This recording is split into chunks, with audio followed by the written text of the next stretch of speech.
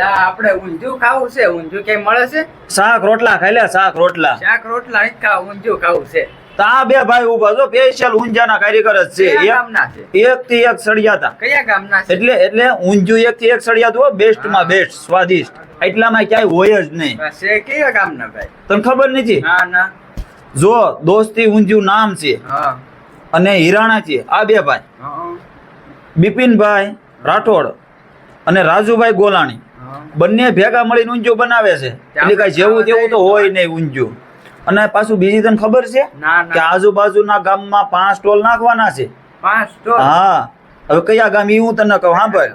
અને 72 વર્ષના દિવસે હિરાણા, જાંબરવાળા, જુનોદર, જાનબાઈમાનું દેરડી, સાવંડ અને બીજું એવું સ્વાદિષ્ટ છે ને એટલે ખૂટી જવાનું જ ખાયગા. આપણે વેલા એ પેલા હું તો 5 વાગ્યામાં વહી જવાનો છું, અહીંયા બેસી જવાનો છું. હું 4 વાગ્યામાં તો વયો.